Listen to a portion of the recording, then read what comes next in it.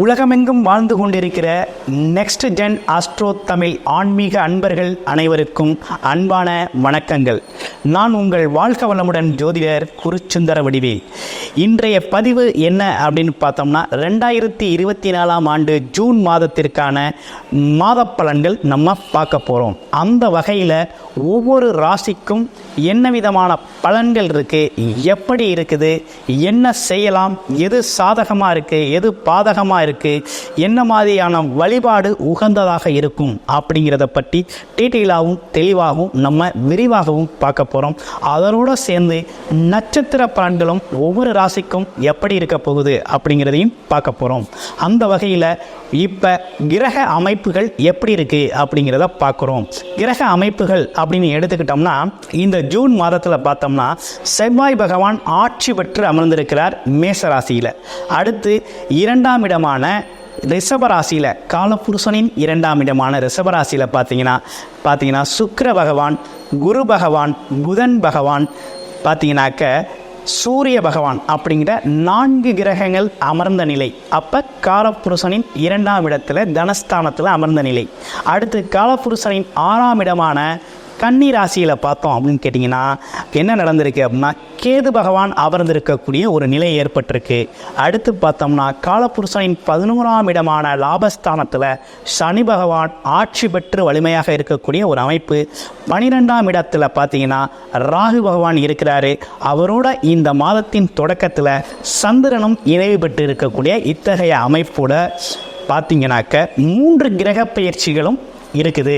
அது என்ன மாதிரி கிரக பயிற்சிகள் இருக்குது அப்படின்னு கேட்டிங்கன்னா புதன் பகவான், அதே நேரத்தில் சுக்கிர பகவான், அதே நேரத்தில் சூரிய பகவான், இந்த 3 கிரகங்களும் இந்த மாதத்தோட பிற்பகுதியில் பயிற்சி நடக்குது. எப்படி பயிற்சி நடக்குது அப்படின்னு பார்த்தீங்கன்னா ரிஷப ராசியிலிருந்து மிதுன ராசிக்கு பார்த்தீங்கன்னாக்க 12ஆம் தேதி புதன் பகவானும், அடுத்து 14ஆம் தேதி பார்த்தீங்கன்னாக்க உங்களுக்கு புதன் பகவானும், அதே நேரத்தில் பார்த்தீங்கன்னாக்க உங்களுக்கு 15ஆம் தேதி பார்த்தீங்கன்னாக்க யார் மாறுறாரு அப்படின்னு பார்த்தீங்கன்னாக்க சூரிய பகவானும் மாறுறாங்க. இதுக்கு இடையில் என்ன நடந்திருக்கு அப்படின்னா இந்த 12ஆம் தேதி பார்த்தீங்கன்னாக்க சுக்கிரன் மாறுறார். சுக்கிரன் 12ஆம் தேதி மாறுறார். அதே போல் பார்த்தீங்கன்னா புதன் பார்த்தீங்கன்னா 14ஆம் தேதி மாறுறார். அதே நேரத்தில் பார்த்தீங்கன்னாக்க சூரிய பகவான் 15ஆம் தேதி மாறுறார். ஸோ இந்த கிரக பயிற்சி மாற்றத்தாலும் எவ்விதமான பலன்கள் உங்களுக்கு கிடைக்க போகுது அப்படிங்கிறத பார்க்க போகிறோம்.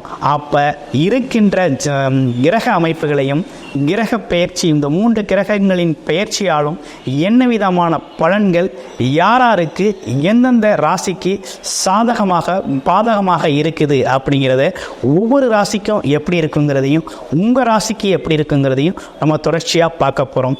அந்த வகையில் நம்ம வீடியோவை தொடர்ச்சியாக நீங்கள் பார்த்துக்கிட்டு இருக்கீங்க அப்படிங்கிறதுல எந்த சந்தேகமும் இல்லை. முதல் முறையாக பார்க்குறவங்க அப்படிங்கிறவங்க சப்ஸ்கிரைப் பண்ணிக்கோங்க. நம்மளோட வீடியோவை அதாவது நம்மளோட சேனலை சப்ஸ்கிரைப் பண்ணி வச்சுக்கோங்க. உங்களுக்கு நோட்டிஃபிகேஷன் வச்சுக்கோங்க. அடுத்தடுத்து போடுற வீடியோக்கள் உங்களுக்கு கிடைக்கும். அதே நேரத்தில் நமக்கு நிறைய ஜாதகங்களை நம்ம வீடியோ மூலமாக நிறைய ஜாதகங்களை அனுப்பி பார்த்துருக்கீங்க. அந்த வகையில் உங்களோட அனைவருக்கும் பார்த்தீங்கன்னா லக்கண அடிப்படையில், தசாபுத்தி அடிப்படையில் என்ன மாதிரி பலன்கள் இருக்குது அப்படிங்கிறத விரிவாக சொல்லி வழிகாட்டுதல் கொடுத்துருக்கோம். அந்த வகையில் அனைவருக்கும் வணக்கங்களும் வாழ்த்துக்களும். இதோட மட்டும் இல்லைங்க, இப்போ கமெண்ட் அப்படின்னு எடுத்துக்கிட்டோம்னா நம்மளோட வீடியோக்களுக்கு பல்வேறு விதமான கமெண்ட் வந்துக்கிட்டு இருக்குது.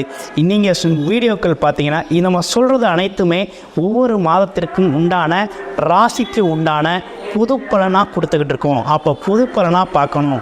ஒவ்வொரு ராசியிலையும் பல்வேறு 3 நட்சத்திரங்கள் இருக்குது. லட்சக்கணக்கான பேர் பிறந்திருப்பீங்க. அப்போ ஒவ்வொருத்தருக்கும் பார்த்தீங்கன்னா ஒவ்வொரு விதமான கிரக அமைப்புகள் உண்டு. அப்போ அந்த வகையில் பார்த்தோம் அப்படின்னு கேட்டிங்கன்னா உங்களோட ஜிய சாதகத்தை பார்க்கறது அப்படிங்கிறதும் தசாபுத்தி அமைப்புகள் வலிமையாக இருக்குது அப்படின்னா இந்த கோச்சார பலன்கள் உங்களுக்கு, இந்த கோச்சார பலன்கள் சொன்ன மாதிரி 100% உங்களுக்கு தெளிவாக நடக்கக்கூடிய ஒரு அமைப்பு அப்படிங்கிறது ஏற்படும். கோச்சார பலன் ஏற்படும். அதே நேரத்தில் உங்கள் ஜிய சாதகத்தில் ஒரு நல்ல தசாபுத்தி அமைப்பு இல்லை, அதாவது பாதக அதிபதியோட தசாபுத்தி நடக்குது அல்லது சாதகமான தசாபுத்தி இல்லை அப்படின்னா இந்த கோச்சார அமைப்புகள் உங்களுக்கு செயல்படுறது அப்படிங்கிறது கொஞ்சம் எதிர்விதமாக இருக்கக்கூடிய ஒரு தன்மையை ஏற்படுத்தும். அதனால் பார்த்தீங்கன்னா உங்களோட ஜீவசாதகத்தில் என்ன அமைப்பு இருக்குது, என்ன நிகழ்வு இருக்குது, என்ன மாதிரி விஷயம் உங்களுக்கு ஜீவசாதகத்தில் என்ன தசாபுத்தி நடக்குது அப்படிங்கிறத பார்த்து அதற்கேற்றார் போல் இந்த கோச்சார பலனை எடுத்து அப்ளை பண்ணீங்க அப்படின்னா 100% இந்த பலன்கள் உங்களுக்கு மாறுபடாமல் நீங்கள் ஃபாலோ பண்ணுற மாதிரி ரொம்ப சிறப்பாக இந்த பலன்கள் உங்களுக்கு அமையும்.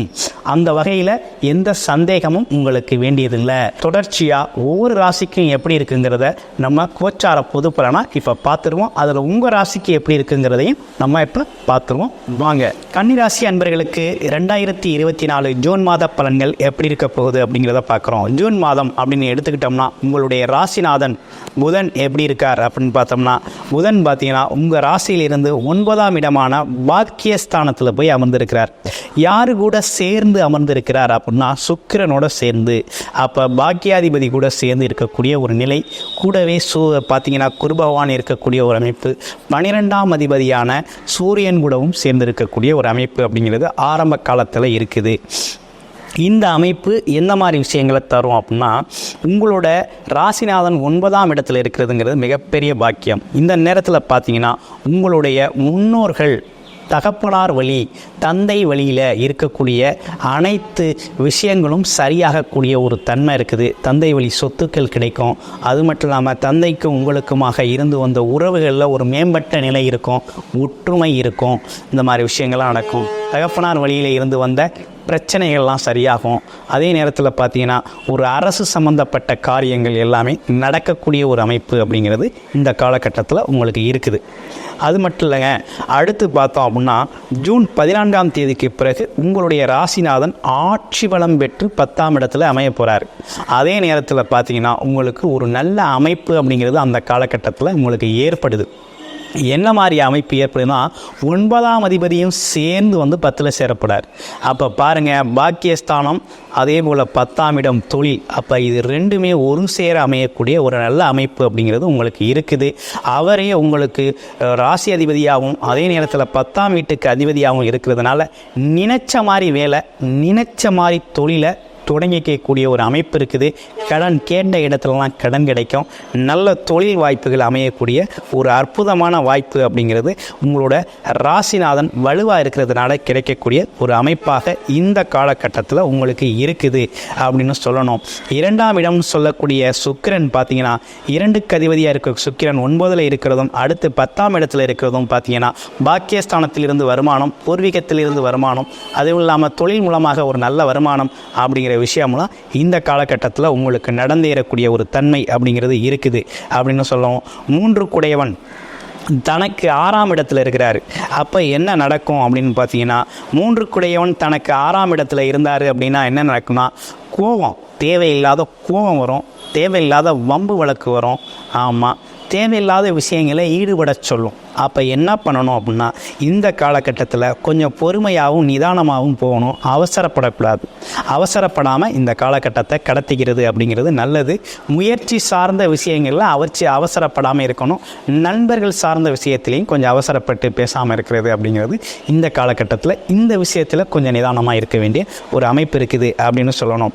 அடுத்து பார்த்தோம் அப்படின்னா 5ஆம் அதிபதி, 5ஆம் இடத்தை யார் பார்க்குறது அப்படின்னு பார்த்தோம்னா குரு பகவான் நேரடியாக உங்களோட பஞ்சமஸ்தானத்தை பார்க்குறார்.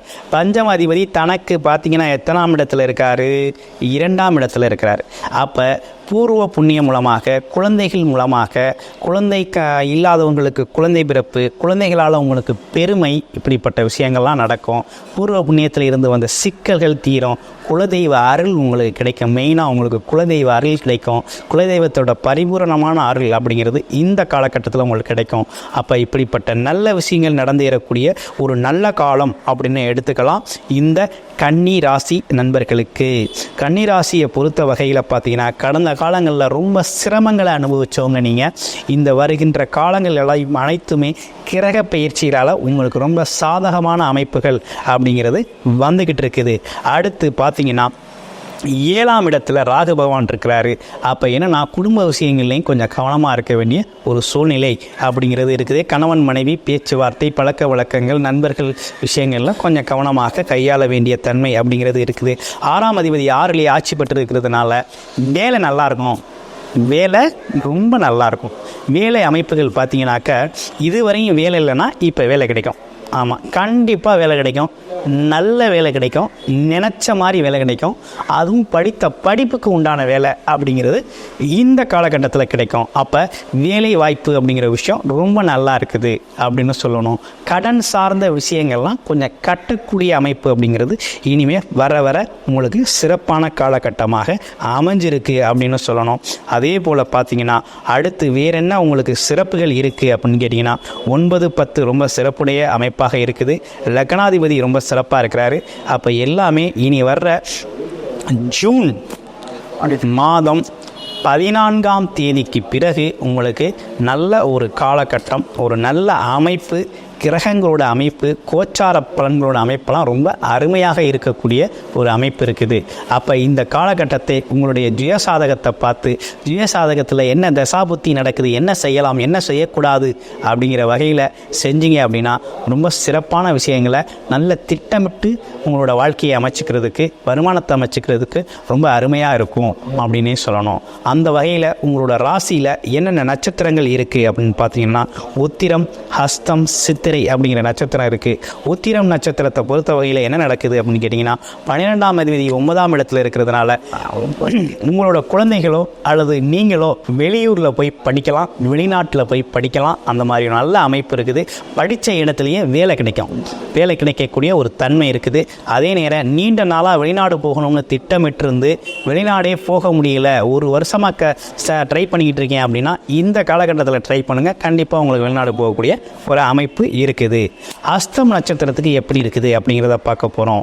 அஸ்தம் நட்சத்திரத்தை பொறுத்த வகையில் இந்த காலகட்டத்தில் என்ன நடக்கும் அப்படின்னு கேட்டிங்கனாக்கா வேலை தொழில் சார்ந்த அமைப்புகளில் கமிஷன் மூலமாக பேச்சுக்கள் மூலமாக நல்ல வருமானம் கிடைக்கக்கூடிய ஒரு தன்மை இருக்குது. இடம் விட்டு சிறு பயணத்தால் ஒரு லாபம் இருக்குது அப்படின்னே சொல்லணும். அப்போ நல்ல வருமானம் கிடைக்கக்கூடிய வகையில் தான் அஸ்தம் நட்சத்திரம் செயல்பட போகுது. சித்திரை நட்சத்திரம் எப்படி இருக்குது அப்படின்னா சித்திரை நட்சத்திரத்தை பொறுத்தவரையில் இந்த காலகட்டத்தில் பார்த்தீங்கன்னா குரு பார்வை இருக்குது. அதே நேரத்தில் பார்த்தீங்கன்னா 8ஆம் இடம் வம்பு வழக்குகள் அவமானம் சார்ந்த விஷயங்களில் தேவையில்லாத விஷயங்களில் தலையிடக்கூடாது. தேவையில்லாத முன்கோபம் அப்படிங்கிற விஷயத்தை குறைச்சிக்க வேண்டிய ஒரு காலகட்டமாக இந்த காலகட்டம் இருக்குது. முன்கோபத்தை குறைச்சிக்கணும். குடும்பத்தில் ஈகோ பிரச்சனை பண்ணக்கூடாது. அது மட்டும் இல்லாமல் பார்த்தீங்கன்னா அவசரப்பட்டு எதையும் செய்யக்கூடாது.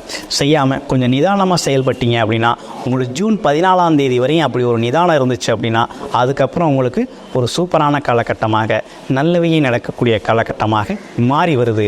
அது வரையும் கொஞ்சம் கவனமும் பொறுமையும் உங்களுக்கு தேவை.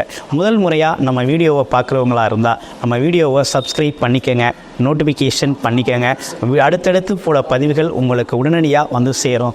அது மட்டும் இல்லைங்க, ஜிய ஜாதகத்தை பார்க்கணும் அல்லது உங்களுக்கு உங்கள் குழந்தைகளுக்கு பார்த்தீங்கன்னா உங்கள் திருக்கணித முறைப்படி ஜாதகம் எழுதணும் அப்படின்னா கீழே உள்ள நம்பருக்கு வாட்ஸ்அப் மூலமாகவோ அல்லது ஃபோன் கால் மூலமாகவோ தொடர்பு கொண்டு அப்பாயின்மெண்ட் பெற்றுக்கிட்டு உங்களோட ஜாதகங்களை பார்த்து உங்களோட பலாபலன்கள் எப்படி இருக்குது, எதை மாதிரி முயற்சிகள் கைகூடும் அப்படிங்கிற விஷயங்கள்லாம் நீங்கள் தெரிஞ்சுக்கக்கூடிய ஒரு அற்புதமான வாய்ப்பாக இந்த வீடியோ மூலமாக அமைஞ்சிருக்கு. உங்களுக்கு உங்களிடம் இருந்து விடைபெறுறது உங்கள் வாழ்க வளமுடன் ஜோதிடர் குருச்சுந்தர வடிவேல். என்றும் குரு வழியில் குரு வாழ்க, குருவே துணை, குரு அடி போற்றி. நன்றி, வணக்கம்.